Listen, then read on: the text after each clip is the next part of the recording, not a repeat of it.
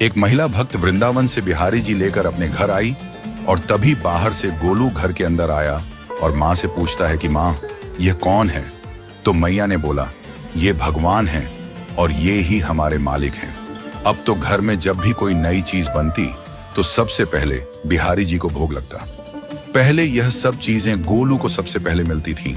इससे गोलू बहुत चिढ़ने लगा और मन ही मन ठाकुर जी को कोसने लगा। एक दिन गोलू की माँ काम पर जाते समय बोली, गोलू, यमुना जी से मटके में जल भर कर लाना।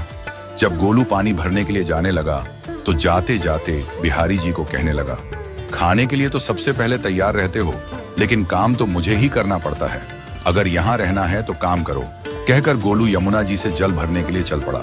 गोलू जब यमुना जी में जल भरने लगा तो उसने देखा कि यमुना जी के अंदर बिहारी जी विराजमान हैं और कह रहे हैं, ला गोलू, घड़ा हम भर देते हैं। गोलू उनको देखकर हैरान हो गया और बोला, नहीं नहीं, मैं अपने आप भर लूंगा। लेकिन ठाकुर जी ने उसके हाथ से घड़ा ले लिया और भरकर घर ले आए।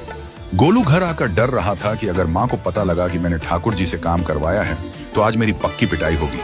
माँ ने घर आकर बिहारी जी को गीले कपड़ों में देखा तो एकदम से हैरान हो गई और कहने लगी कि गोलू, ये जरूर तेरी शरारत है, जरूर तूने ही इन पर जल डाला है। गोलू ने अपनी माँ को समझाने का बहुत प्रयास किया, लेकिन माँ ने उसको डांट कर चुप करा दिया और ठाकुर जी के भीगे हुए वस्त्रों को बदलने लगी। अगले दिन जब माँ ने गोलू को अनाज पिसवाने का काम दिया तो बिहारी जी फिर अनाज का कनस्तर ले आए और माँ को ठाकुर जी के वस्त्रों के ऊपर सूखा आटा पड़ा मिला। तो माँ ने फिर गोलू को डांटा कि तुझे पता नहीं कि ये हमारे भगवान हैं और तू भगवान के साथ शरारत करता है। आज तूने फिर इनके ऊपर आटा फेंका है। तो गोलू शपथ लेकर कहने लगा, नहीं माँ, मैंने कोई शरारत नहीं करी है। ये तो मेरे हाथ से गेहूं का कनस्तर लेकर खुद पिसवा कर आए हैं। गोलू की माँ आज बहुत गुस्सा हुई। अगले दिन फिर माँ बोली, बेटा गोलू, आज तुम्हारे बाबा बाहर गांव से वापस लौट आएंगे।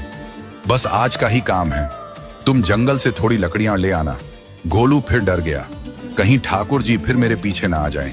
गोलू ने माँ को बोला कि मैं चला तो जाऊंगा, लेकिन बिहारी जी को समझा लो, वो मेरे पीछे ना आई। उसकी माँ हंसकर बोली, हाँ हाँ समझा दूंगी, तुम जाओ तो सही।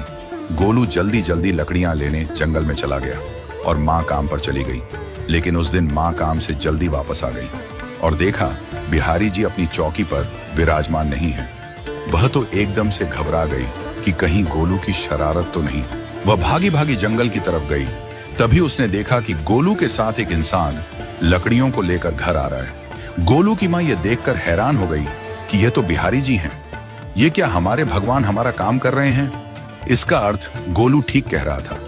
वह जल्दी जल्दी भागकर ठाकुर जी के पास गई और लकड़ियां उनके हाथ से लेते हुए उनके चरणों में गिरकर रोती हुई बोली, हे बिहारी जी, ये आप क्या कर रहे हो? मुंह गरीब का काम क्यों कर रहे हो? ठाकुर जी मुस्कुराते हुए बोले, हमें तो तेरे बेटे पर बहुत प्यार आता है। सब लोग हमें भगवान समझते हैं, लेकिन एक तेरा बेटा ही था जो हमको अपना मानता था। अपना मानकर वो हमें डांट भी देता था, हमारे साथ गुस्सा भी करता था, और जो हमें एक बार अपना मान लेता है तो हम उसके मान के लिए उसके ही हो जाते हैं।